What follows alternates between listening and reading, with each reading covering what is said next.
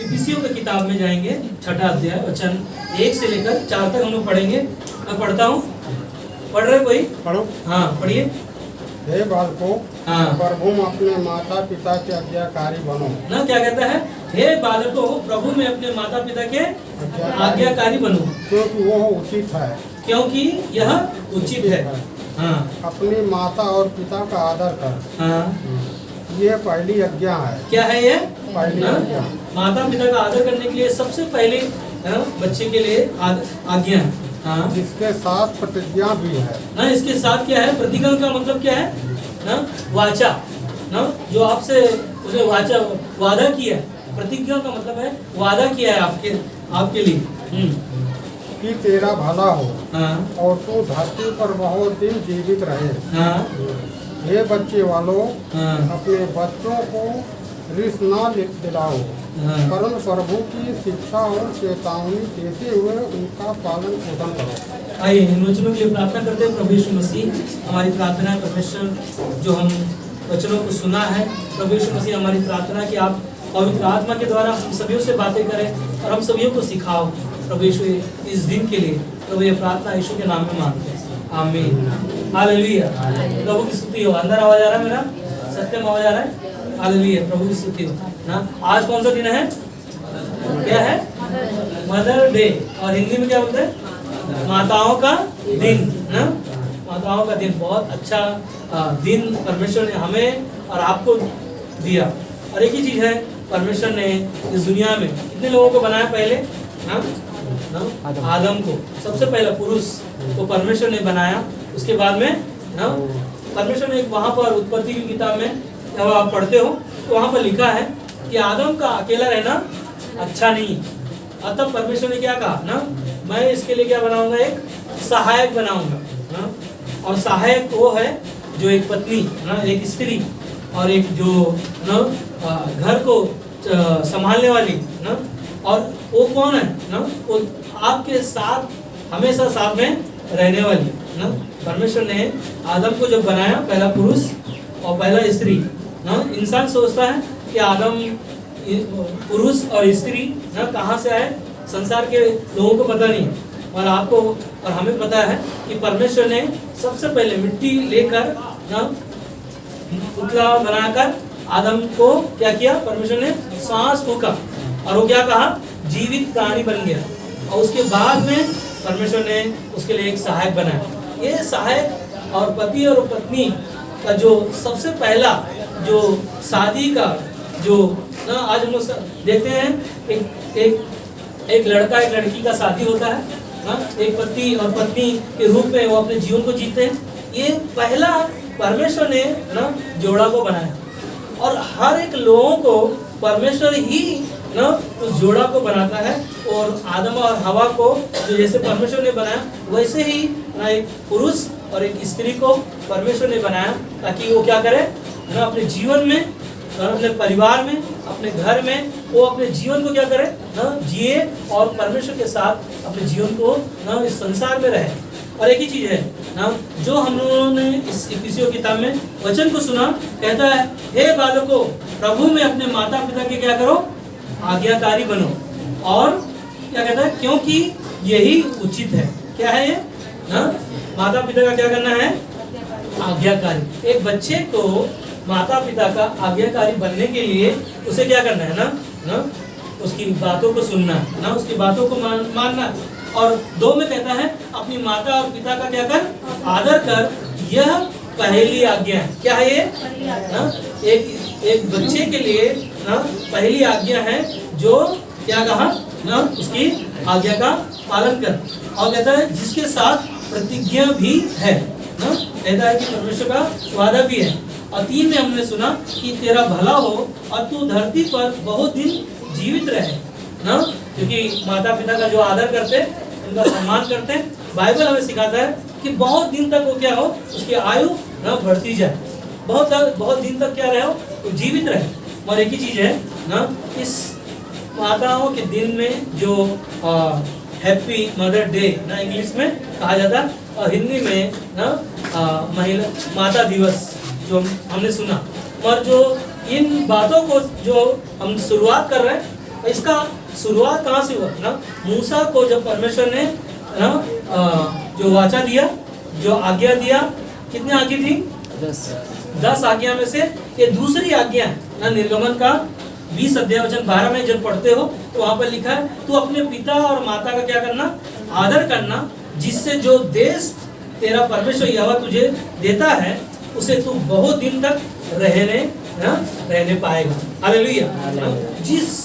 जिस देश में आप और हम रह रहे हैं उस देश में कहते हैं कि ना परमेश्वर ने हमें सिखाया कि अपने माता पिता का क्या करना?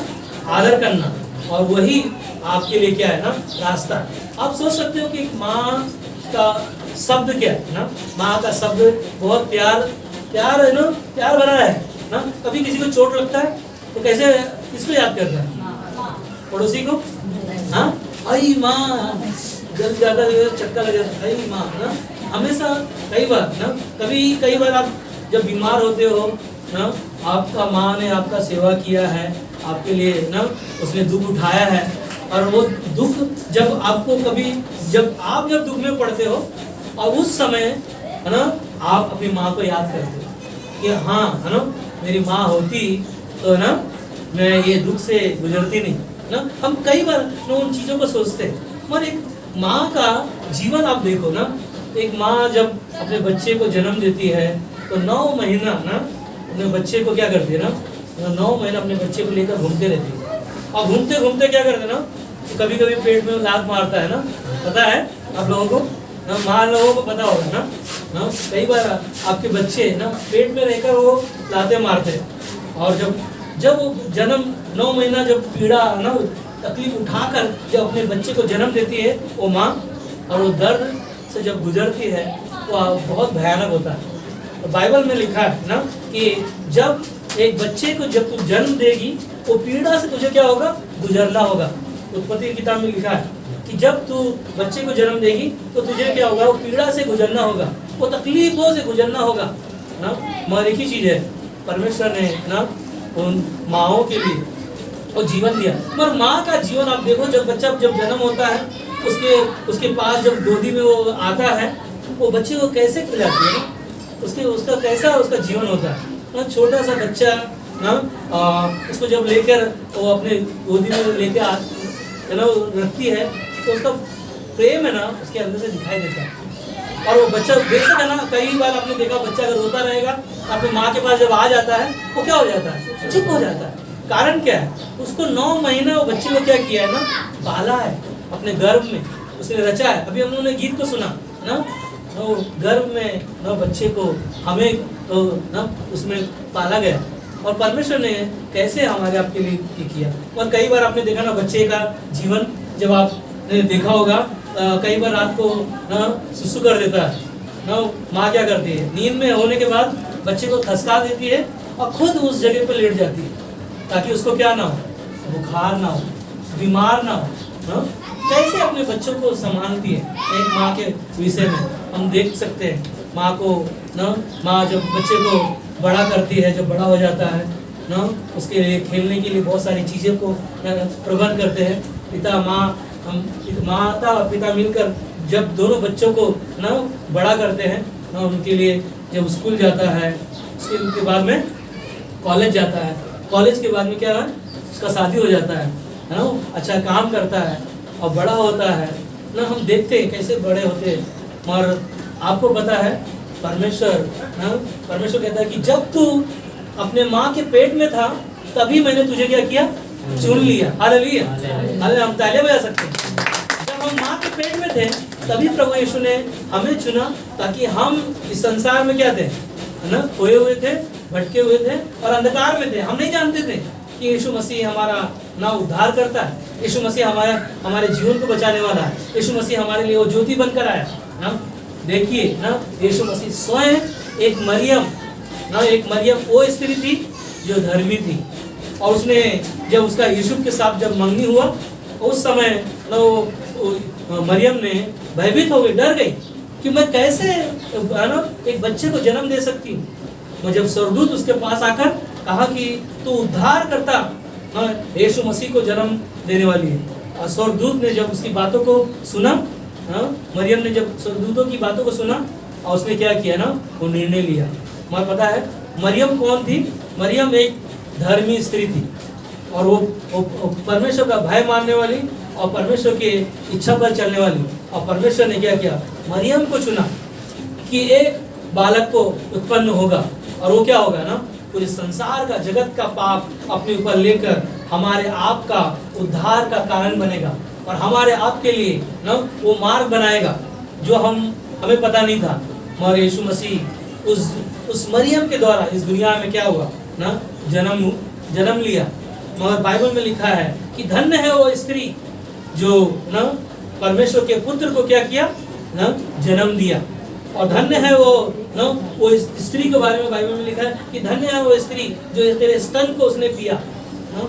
बाइबल का वचन हमें सिखाता है कि वो स्त्री के बारे में ना हम सुन रहे हैं, उसके बारे में यीशु मसीह कैसे इस दुनिया में आया और हमारे आप के लिए इसने क्या किया ना, पृथ्वी पर हमारे आप के लिए स्वर्ग छोड़कर इस धरती पर आया ताकि वो हमारे लिए, हमारे जीवन को क्या करे, वो बचा सके और हम क्या हो सके, बच सके और हमारा जीवन परमेश्वर की महिमा के लिए क्या हो, इस्तेमाल हो। हालेलुया।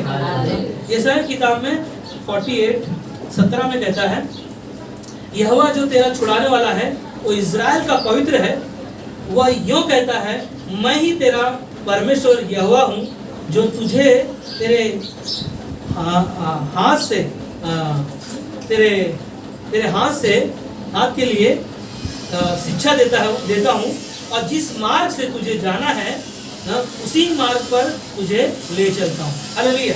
ना परमेश्वर कहता है कि जो परमेश्वर हमें और आपको जो छुड़ाने वाला, जो गुनाह से, पाप से बचाने वाला, वो कौन है, पवित्र है।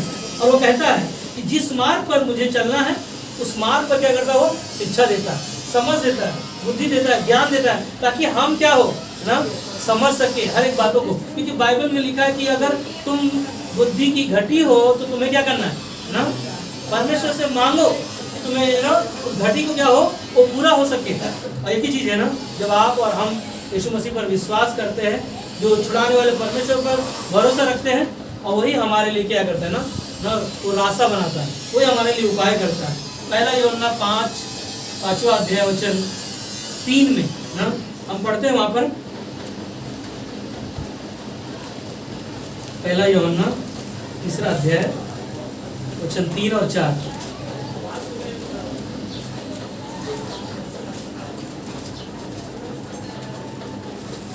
सब लोग ठीक है, मिल गया आपको? पहला यूहन्ना 3:4 और 5 क्या लिखा है? जो कोई पाप करता है, हाँ सॉरी, पहला यूहन्ना का 5:3।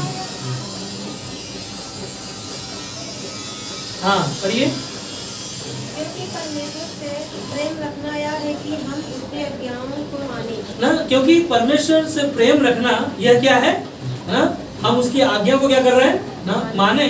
और उसकी आज्ञा क्या है, कठिन नहीं।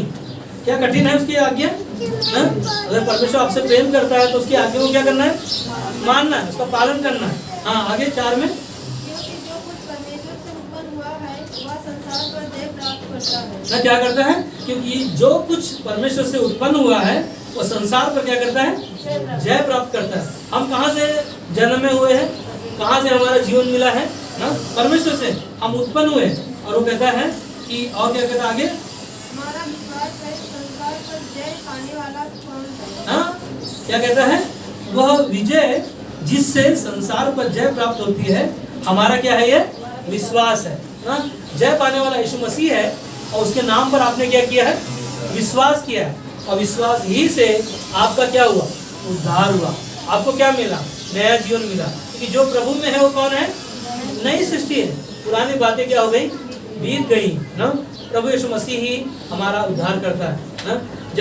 जब भी मैं एक ही चीज जानता हूँ ना, परमेश्वर आपसे प्रेम करता है और उससे आप क्या हुए, उत्पन्न हुए, और वो उसके नाम पर आप क्या किए हो ना, विश्वास करते हो। क्योंकि वो यीशु मसीह कौन है, राजाओं का राजा है। और वो कौन है, सामर्थी परमेश्वर है ना। उसके पास वो सामर्थ है, उसके पास वो अधिकार है।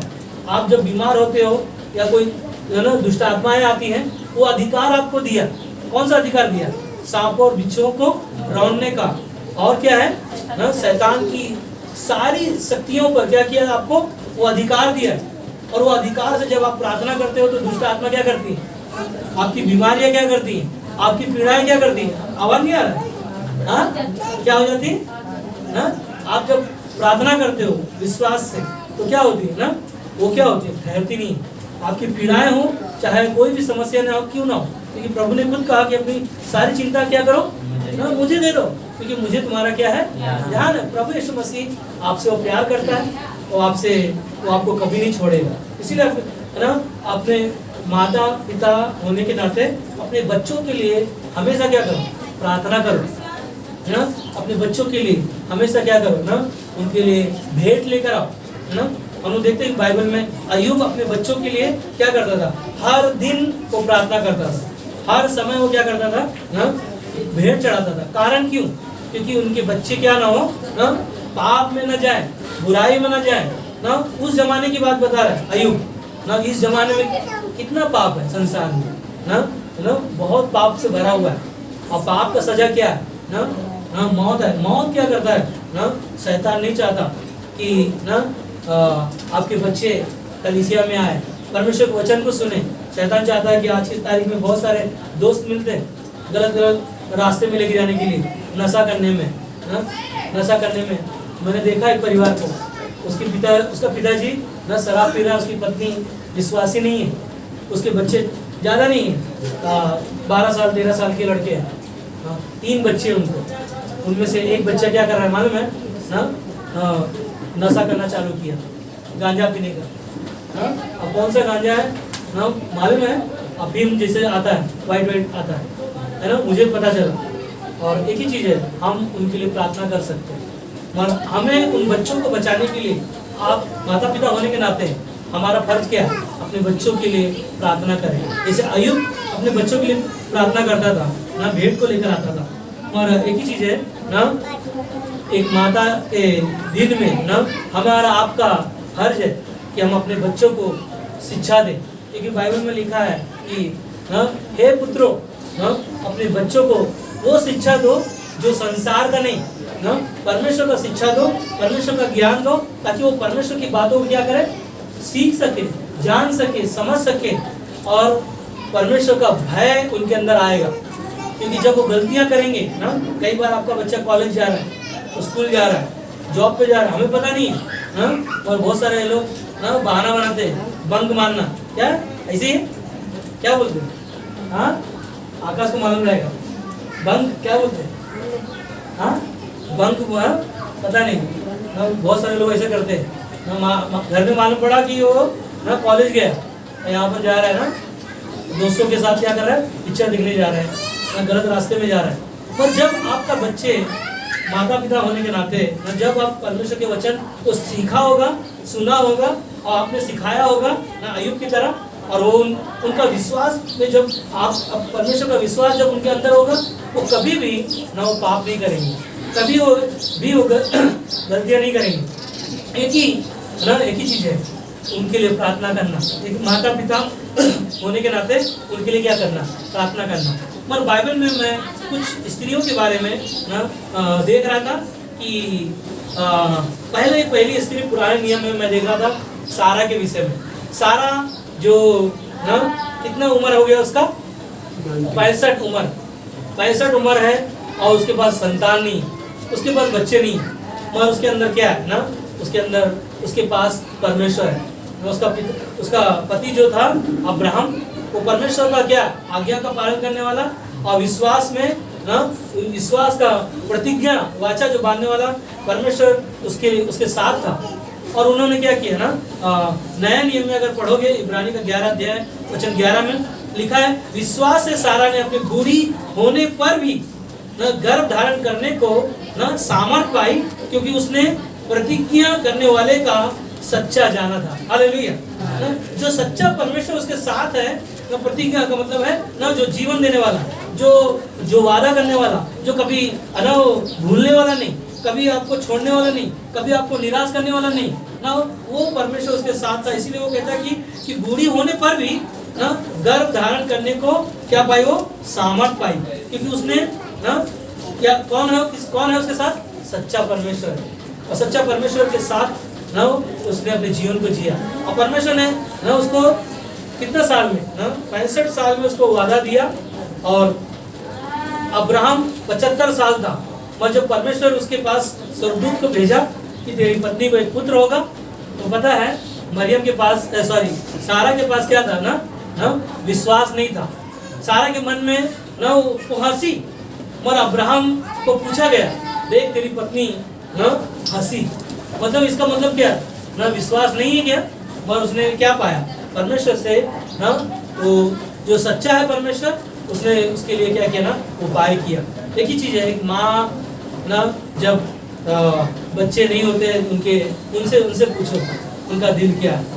और जब एक माँ को ना बूढ़ी होने पर जब परमेश्वर ने उनको एक बच्चा दिया, संतान दिया, वो बहुत खुश थी ना, क्योंकि उसको कौन है, वो सच्चा परमेश्वर है, वो जीवित है, वो आपकी प्रार्थना को, आपके ना जीवनों को जानता है, आपके मनों को जानता है। इसीलिए क्या करना है, विश्वास योग्य रहना, प्रार्थना करते रहना ना, निरंतर प्रार्थना करते रहना, निराश मत होना कभी भी। हम निराशा का कारण क्या पता, शैतान हमारे जीवन में लेकर आता है। पर विश्वास से जब आप प्रार्थना करते हो, परमेश्वर उसका प्रतिफल देता है। याद है आपको ना हन्ना ने जो प्रार्थना किया, क्या था हन्ना के पास ना, उसकी सौतन थी, क्या नाम था उसका, पनिन्ना, पता है आपको। पहले शमूएल की किताब में जब पढ़ोगे ना, हन्ना के पास ना बहुत बहुत बहुत बहुत बड़ा बोझ था, क्योंकि उसकी सौतन जो थी उसको ताना मारती थी ना, तेरे पास बच्चे नहीं है। और उसका पति जो ना उससे बहुत प्यार करता था। वो उसका जीवन देखो ना, उसका जीवन जीने का तरीका देखो। हन्ना हमेशा प्रार्थना करने के लिए परमेश्वर के भवन में जाना नहीं छोड़ी, पहला चीज। और उसने ना वो लक्ष्य को छोड़ा नहीं, वो विश्वास रखकर ना परमेश्वर के भवन में जाना छोड़ा नहीं, वो विश्वास रखकर अपने जीवन को जिया। और परमेश्वर कई बार हमारे विश्वास को भी रखता है। और एक ही चीज है ना, उसने जब गिड़गिड़ा कर रो कर प्रार्थना किया और परमेश्वर से कहा कि जिस दिन तो मुझे एक पुत्र देगा, सोचो ना, उसको पता नहीं है, उतना विश्वास देखो उसके अंदर, कॉन्फिडेंस देखो ना, भरोसा देखो कि जिस दिन मुझे पुत्र देगा। बेटी का नाम नहीं लिया ना, यहाँ पर पुत्र का नाम लिया। जिस दिन तू मुझे पुत्र देगा, उस दिन मैं उस बच्चे को क्या करूंगी, तेरे भवन में ना छुरा भी नहीं लगने दूंगी। जिस दिन मेरा स्तन का दूध छोड़ेगा, उसी समय मैं अपने बच्चे को क्या करूंगी, तेरे कार्यों के लिए, तेरे सेवकाई के लिए मैं दे दूंगी। और उसने क्या किया ना, जब रो कर गिड़गिड़ा कर प्रार्थना किया, परमेश्वर ने उसकी प्रार्थना को क्या किया ना, सुनकर उसके लिए क्या किया ना, उपाय किया। हालेलुया। और वही शमूएल क्या हुआ, परमेश्वर के कार्यों के लिए क्या हुआ, इस्तेमाल हुआ। जैसे सारा को परमेश्वर ने पुत्र दिया इसहाक, और इसहाक क्या हुआ, परमेश्वर के कार्यों के लिए इस्तेमाल हुआ ना। हम लोग देखते हैं कि स्त्री और है जो रूत नाम की स्त्री है, जो ना नोमी और कौन है ना, और एक स्त्री, क्या नाम है उसका, ओरपा, याद है आपको। रूत वो स्त्री है ना, एक रूत वो माँ है जो उसके बच्चे क्या हो गए ना, रूत का, नोमी का जो पति जो था क्या हो गया ना, मर गए। और उसके बाद दो बहू थी, एक रूत और कौन थी दूसरी, ओरपा। हाँ, और उसमें से क्या हुआ, ओरपा क्या की ना, अपनी सास को ना, उसके जब उसका बेटा मर गया, क्या किया, उसको छोड़कर चला गया ना, वो छोड़ के चली गई। और रूत ने क्या किया ना, वो रूत ने वो जीवन जिया। और उसने क्या कहा है अपने सास से कि जहाँ जो तेरा परमेश्वर है वो मेरा परमेश्वर है, जहाँ तू जाएगी वहाँ मैं जाऊंगी, जहाँ तू मरेगी वहाँ मैं मरूंगी। उसका स्टेटमेंट क्या था ना, रूत का ना, उसका जीवन कैसा था, उसके पास विश्वास था। और वो स्त्री ना, मालूम है उसने आने वाले समय में, आगे जब पढ़ते हैं रूत की किताब में ना, उसने बोअज से शादी किया। और उसके बाद में ना वहाँ से ही जो यीशु मसीह का जो वंश है, वहाँ से ही ना शुरुआत हुआ। जो नोमी जो थी ना, वो उसकी परदादी कहलाई गई ना। एक ही चीज़ है, जब हम और आप ना विश्वास योग्य रहते हैं, वो विश्वास योग्य रहने के द्वारा परमेश्वर क्या करता है, उनके लिए उपाय करता है, उनके लिए मदद करता है। और एक ही चीज़ है ना, आखिरी में हम लोग देखते हैं लूका किताब में जब पढ़ते हो आप ना, मरियम और मार्था के जीवन में ना, मरियम और मार्था क्या कर रही थी, सबको पता है, क्या बना रही थी, खाना बना रही थी। और मरियम क्या कर रही थी? यीशु के चरणों में बैठकर क्या कर रही थी ना यीशु की बातों को सुन रही थी। आज वो स्त्री बनना है जो परमेश्वर के वचन को क्या करना है? सुनने वाली बनना है। हालेलुया, बोलो यीशु मसीह की जय, बोलो यीशु मसीह की जय। वो स्त्री को वो बनना चाहिए जो यीशु मसीह के चरणों में बैठकर उन वचनों को सुन रही। उनको उसको ये चिंता नहीं है अरे यीशु मसीह आया है तो क्या बना के खिलाओ ना, कौन सा पूड़ी बनाओ, कौन सा ना बिरयानी बनाओ ना, उसको ये चिंता नहीं था। उसको ये चिंता था कि ना यीशु मुझे जो सिखाने वाला है वो उसको मैं क्या करूँ? सुनूं। हालेलुया। आज परमेश्वर के चरणों में एक स्त्री को नहीं, हर एक को बैठना चाहिए, हर एक को उसके भवन में आना चाहिए, हर एक को उसके संगति में आना जो बहुत जरूरी है। क्योंकि एक स्त्री ही है जो है ना बाइबल में हम लोग देखते हैं स्त्रियों के बारे में, और बहुत सारे कलीसियाओं में भी हम लोग देखते हैं ज़्यादा करके स्त्रियां रहती हैं। इसीलिए मैं हमेशा बोलता हूँ अपने पति के लिए क्या करो? प्रार्थना करो। क्योंकि ना पता है लड़ाइयाँ झगड़ा बहुत आसानी से घर में हो जाता है, मगर जब आप पहला पत्र तीसरा अध्याय जब पढ़ोगे, अगर आपकी पत्नी विश्वास में कमजोर है तो पति का काम क्या है ना? प्रार्थना करना उसके लिए और उसके साथ वैसा निर्वाह करना। अगर आपका पति कमजोर है विश्वास में ना, वचन में सुनने में या संगति नहीं कर रहा है, तो पत्नी का काम है ना वो ऐसा जीवन जीना, उनके लिए प्रार्थना करना, उनके लिए उपवास रखना। क्योंकि बाइबल हमें सिखाता है कि नीति वचन 14:1 में हर बुद्धिमान स्त्री अपने घर को क्या करती है? बनाती है। क्या स्त्रियां यहाँ पर हैं जो अपने घर को बना रही हैं कि लड़ाई कर रहे हैं? कि बिगाड़ रहे हैं? और एक ही चीज है ना, बाइबल हमें क्या सिखाता है? हर बुद्धिमान स्त्री अपने घर को क्या करती है? बनाती है। और एक स्त्री वो है जो मूढ़ है। बाइबल में लिखा है मूढ़ का मतलब क्या पता है? मूढ़ स्त्री उसको अपने ही हाथों से क्या करती है? ढा देती। ढा का मतलब है अगर कोई चीजें पति ने बनाया है उसको तोड़ देना, बिगाड़ देना, बिखार देना। और एक ही चीज है ना, एक स्त्री का जीवन ना बहुत नाजुक है। उसका दिल जो उसका मन है, उसका दिल है जो बहुत छोटा है। उसके लिए पति को क्या करना चाहिए पता है? पति को हमेशा से प्रेम करना चाहिए। क्योंकि परमेश्वर ने आदम को पत्नी जब दिया, सहायक दिया, तो उसके लिए क्या दिया? सहायक दिया। किसके लिए सहायक था? वो पति पत्नी दोनों के लिए है, मगर पति के लिए क्या किया उसने? सहायक दिया कि दुख में, सुख में, अमीरी में, गरीबी में ना, हर एक परिस्थितियों में क्या करे? वो उसके साथ रहे और बने रहे, अंत तक बने रहे ना। इसीलिए बाइबल हमें सिखाता है कि बुद्धिमान स्त्री अपने घर को क्या करेगी? बनाने वाली। तो आप कौन हो? बुद्धिमान। हालेलुया। अपने आप को बुद्धिमान हम इसलिए समझते हैं कि आपका जीवित परमेश्वर आपके साथ है। इसीलिए यूहन्ना का 8:29 में यीशु मसीह ने यहाँ पर कुछ बातें कहा कि यीशु मसीह को जो वचन में पढ़ते हैं वहाँ पे लिखा है, और मेरा भेजने वाला मेरे साथ है। हालेलुया। आपको किसने भेजा? आपको किसने भेजा? ना, परमेश्वर ने। तो यहाँ पर यीशु मसीह कहता है कि मेरा भेजने वाला मेरे साथ है। तो आपके साथ है आपका परमेश्वर? हाँ। तो यहाँ पर कहता है कि यीशु मसीह कहता है कि मेरा भेजने वाला मेरे साथ है और उसने मुझे अकेला नहीं छोड़ा। यीशु मसीह कहते हैं जो मुझे बनाया, मुझसे प्रेम किया, मुझे नया जीवन दिया और वो मेरे साथ है, तो क्या करना है ना? वो कहता है कि उसने मुझे नहीं छोड़ा और मैं सर्वदा वही काम करता हूँ। क्या काम करता हूँ? यीशु मसीह जो काम कर रहा है तो अपने बारे में बता रहे हैं ना कि सर्वदा वही काम करता हूँ जिससे वह प्रसन्न होता है। हालेलुया। जो परमेश्वर आपको बताता है वही कार्य हमें और आपको करना चाहिए, ताकि आपके घर में, हमारे घर में क्या हो?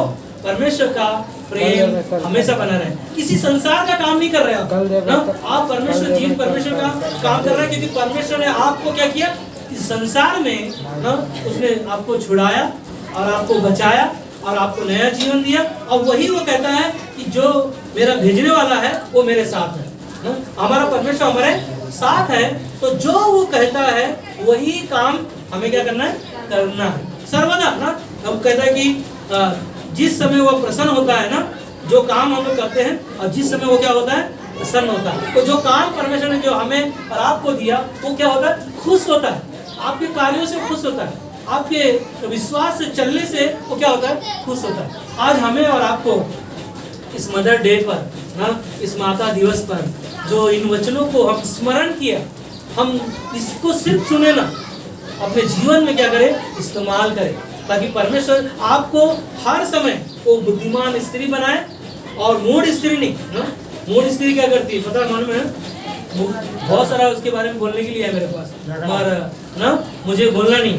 मगर हम परमेश्वर के बेटियां हैं, परमेश्वर के संतान हैं, परमेश्वर ने आपको चुना है, वो आप परमेश्वर ने आपको ना वादा किया है, वो आपसे कभी नहीं छोड़ेगा और कभी नहीं अलग करेगा। और उसने आपको अपना संतान बनाया, उसने आपको अपना वारिस कहा और वो आपसे बहुत प्यार करता है। इसीलिए जो इन वचनों को हम स्मरण किया है ना, उनको हमेशा याद रखें और अपने जीवन में ना इस्तेमाल करें, ताकि परमेश्वर हमारी ना प्रार्थना को भी सुने। और परमेश्वर कई बार हमारी प्रार्थना को है ना, हमारे घर में कभी भी अनबन हो जाता है ना, उसकी वजह से क्या होता है, हम लोग प्रार्थना नहीं करते, कोई टेंशन में क्या करते हैं, खाना भी नहीं खाते, वो उधर सो गया, वो उधर सो गया, कई बार ऐसा होता है ना।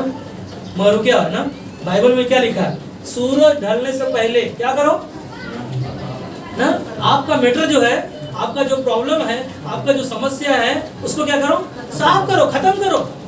शैतान आपके बीच में आने के लिए दरार पैदा करता है ना, उस दरार को तोड़ने के लिए आपका परमेश्वर का प्रेम को बीच में लेकर आओ, ताकि वो दरार क्या हो सके, भर सके। वो प्रेम को जो ना तोड़ने के लिए बहुत सारे उपाय करता है, उन उपायों को क्या करे ना, हमारे हाथों में। जीवन ना बनाना बिगाड़ना हमारे हाथों में, और हम चाहे तो बनाएं, हम चाहे तो बिगाड़े, हम चाहे तो छोड़ के चले जाए, तो हम कहीं भी हम जा सकते हैं। मगर परमेश्वर आपको हमें सिखाता है कि वो आपसे बहुत प्यार करता है, क्योंकि परमेश्वर का वचन आपने सुना, इसे स्मरण करो, याद रखना अपने जीवन में कि ये जो दिन आपने ना अपने बच्चों से जो गवाहियाँ सुना, वो आपके विषय में जो उन्होंने कहा वो बहुत कीमती है। आने वाले समय में वो उसका फल आपको हमको दिखाई देगा। इसी कलीसिया में यही बच्चे खड़े होकर गवाही देंगे और आपका नाम और आपका जो जीवन क्या होगा, ऊंचाई पर होगा, क्योंकि यीशु मसीह क्रूस पर हमारे लिए क्या किया, ऊंचाई पर जान दिया और अपने बाहों को फैलाकर उसने क्या कहा, मेरे पास आओ। क्यों कहा यीशु मसीह अपने बच्चों को ना मेरे पास आने दो, क्यों यीशु मसीह ने कहा ना, क्योंकि बच्चों जैसा ही ना लोगों का विश्वास है और वही परमेश्वर क्या, यीशु मसीह क्या हुआ ना, उनसे प्रसन्न होता है। इसीलिए अंत में एक ही चीज़ है ना कि इस मदर डे पर, माता दिवस पर हमने जो आनंद का संदेश वचन को जो सुना, इसे स्मरण करना, पूरे सप्ताह मनन करो, हर समय मनन करो, याद करो कि पास्टर ने जो वचन को सुनाया और परमेश्वर पवित्र आत्मा के द्वारा वो आपसे बातें करेगा, आपको दिन देगा, वो नया दिन देगा, आपको नया बनाएगा। आप करके तो देखो, यीशु ने तो ना क्रूस पर पहला सब कहा ना, ये नहीं जानते इन्हें क्या करो, क्षमा करो। तो आप और हम तो परमेश्वर होकर क्षमा किया, हम तो इंसान है, मिट्टी के बनाए हो उसके, हम क्यों नहीं क्षमा कर सकते, हम क्यों नहीं माफ कर सकते ना। हमें एक दूसरे को क्या करें ना, हाँ ना, वो प्रेम को दिखाओ। वो परमेश्वर के वचन को जो आपने सुना, उसे सिर्फ सुनकर ना, यहाँ से सुनकर यहाँ से निकालो मत, अपने जीवन में इस्तेमाल करो ना। मैं देखता हूँ पिंगल पाल जी जब मेरे घर आए थे ना, और उन्होंने अपनी पत्नी के लिए ना, सब लोग शर्मा रहे थे फोटो निकालेंगे, ऐसे निकाले क्या करें ना, उन्होंने क्या किया ना, पास्टर मेरा फोटो निकालो ना, मेरा पत्नी के साथ में उन्होंने फूल देते हुए ना घुटने पर जाकर उन्होंने फोटो निकाला। हालेलुया, प्रभु की स्तुति हो ना। परमेश्वर का प्रेम है जब ना उनके अंदर है, तभी तो दिखाई देता है ना। लोग बोलते हैं कि आप दिखाते नहीं हो तो मालूम नहीं पड़ता है, कई बार हमारे अंदर वो प्रेम होता है ना। हम लोग देखा मनोज भाई भी थे, उन्होंने भी उसके बाद में बोला अच्छा मेरे को भी नंबर दो, मेरा भी नंबर है ना। उन्होंने भी उसी तरह ना चीज़ों को दिखाया। रियली परमेश्वर है ना हमारे आपके जीवन में वचन जो सुनते हैं वो क्या करता है, कार्य करता है। हालेलुया ना, वो कार्य करता है और हमारे जीवन में वो परमेश्वर का वचन ना पवित्र आत्मा के द्वारा हमें दिन प्रतिदिन क्या करता रहेगा, सिखाता रहेगा। और हमें क्या करना है, सीखते रहना है और आगे बढ़ते रहना है। आमीन।